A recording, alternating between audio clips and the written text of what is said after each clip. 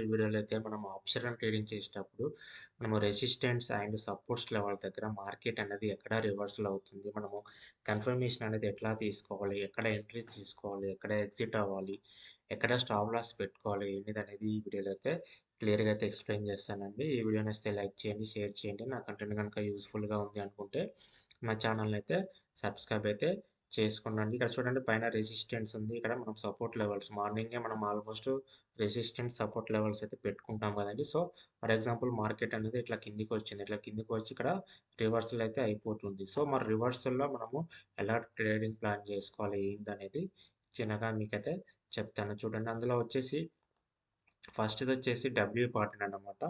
So ఈ W pattern అనేది ఎలా వర్కౌట్ అవుతుంది మీకు సపోర్ట్ లెవెల్ దగ్గర అంటే, సో చూడండి మనకు ఇక్కడ ఫర్ ఎగ్జాంపుల్ నిఫ్టీ ఉంది, నిఫ్టీ 25,000 ఇక్కడ మనకు సపోర్ట్ లెవెల్ అనుకుందాం. సో మార్కెట్ అనేది ఇట్లా డౌన్ ట్రెండ్లో కిందికి వచ్చి ఇక్కడ మనకి చూడండి హ్యామర్ క్యాండిల్ కూడా పడింది అనమాట. ఇక్కడ పడి ఇక్కడ మార్కెట్ అనేది మనకి రెసిస్టెన్స్ వైపు మళ్ళీ మార్కెట్ అనేది ట్రెండ్ వైపు వెళ్తుంది కాబట్టి, సో మార్కెట్ అనేది ఎప్పుడైతే కిందికి వచ్చి సపోర్ట్ లెవెల్ టచ్ చేసి ఫస్ట్ పుల్ బ్యాక్ ఏదైతే ఉంటుందో ఈ ఫస్ట్ పుల్ బ్యాక్ మీరు అక్కడ సపోర్ట్గా ఒక నెక్ లైన్ అయితే ఇక్కడ, సో ఫస్ట్ పుల్ బ్యాక్ ఏంటి మనకి ఇక్కడికి వచ్చి ఇక్కడ దాకా వెళ్ళింది అంటే, సో మనకి ఇక్కడ సపోర్ట్ లెవెల్ అనేది మనం ఇట్లా డ్రా అనేది చేసుకుంటాం అనమాట. సో మార్కెట్ మళ్ళీ ఇలా కిందికి వస్తుంది, మళ్ళీ ఇలా కిందికి వచ్చి మళ్ళీ ఇలా వెళ్తుంది. సో ఎప్పుడైతే మనకి ఈ సపోర్ట్ నెక్ లైన్ అది క్రాస్ అవుతుందో అక్కడ మనమైతే ఎంట్రీ అయితే ప్లాన్ చేసుకోవచ్చండి.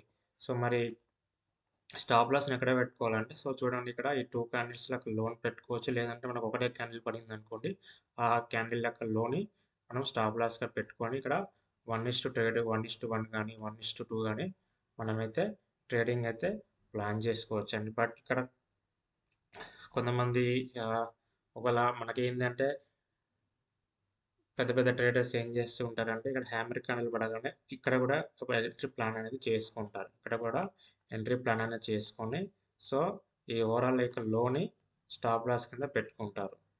సో మార్కెట్ అనేది వెళ్తే ఓకే, ఒక్కొక్కసారి ఇట్లనే వెళ్ళిపోతుంది, ఒక్కొక్కసారి ఇట్లా మళ్ళీ 2-3 క్యాండిల్స్ పడి మార్కెట్ అనేది మళ్ళీ డౌన్ ట్రెండ్లో వస్తుంది అన్నమాట. సో అక్కడ మనకి స్టాప్ లాస్ అనేది హిట్ అయ్యే ఛాన్స్ ఉంటుంది. సో ఇలా కూడా మనం ప్లాన్ చేసుకోవచ్చు. ఇక్కడ కూడా మనం ఈ థర్డ్ క్యాండిల్ దగ్గర కూడా ఎంట్రీ తీసుకొని మనం 1:1 కూడా చేసుకోవచ్చు. బట్ మనకు మూమెంటము మనకి అన్ని క్యాండిల్స్ పరంగా కానీ మనకి అన్ని కన్ఫర్మేషన్ పరంగా కానీ మనకి స్టాప్ లాస్ హిట్ అవ్వకూడదు అనుకుంటే ఈ విధంగా అయితే ప్లాన్ చేసుకోవచ్చు.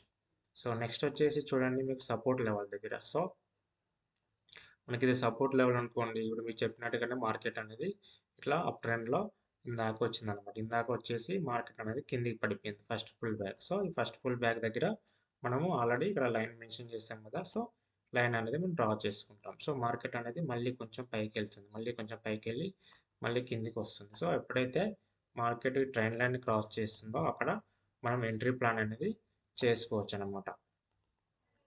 సో అప్పుడు మనం స్టాప్ లాస్ అనేది ఏది పెట్టుకోవాలి, సో ఈ క్యాండిల్ యొక్క హైని మనము స్టాప్ లాస్గా పెట్టుకుంటే మనం 1:1 కానీ 1:2 కానీ మనం ప్రాఫిట్స్ అయితే బుక్ చేసుకోవచ్చు అనమాట. సో ఈ విధంగానైతే మీరు సపోర్ట్ లెవెల్స్ దగ్గర అలాగే రెసిస్టెన్స్ లెవెల్ దగ్గర ఇలాంటి ప్యాటర్న్స్ కనుక మీకు డబ్ల్యూ ప్యాటర్న్ కానీ అలాగే మీకు రెసిస్టెంట్ దగ్గర ఎం ప్యాటర్న్ కానీ ఇలా కనుక మీకు ఫామ్ అవుతున్నట్లు అనిపిస్తే మీరు ఈజీగా అయితే ఎంట్రీస్ తీసుకోవచ్చు. ఇలా అయితేనే మీరు ఎంట్రీస్ తీసుకోండి, లేకపోతే ఎంట్రీస్ తీసుకోమాకండి. ఎందుకంటే ఒక్కొక్కసారి సైడ్ వేస్ మార్కెట్ అనేది ఇక్కడ ఇట్లా పడి కూడా ఒక్కొక్కసారి ఇట్లా వచ్చేస్తుంది. సో అది వేరు. బట్ నేను చెప్పిన ప్యాటర్న్ ఏంటి, మీకు ఇట్లా ఎం ప్యాటర్న్ కానీ లేదు అంటే ఇట్లా మీకు డబ్ల్యూ ప్యాటర్న్స్ కానీ ఇట్లా మీకు ఫామ్ అవుతున్నట్టు మీరు అబ్జర్వ్ చేశారనుకోండి, మీరు ఈజీగా అయితే ట్రేడింగ్ ప్లాన్ అయితే చేసుకోవచ్చు అనమాట. సో ఈ వీడియో నచ్చితే లైక్ చేయండి, షేర్ చేయండి. Thank you.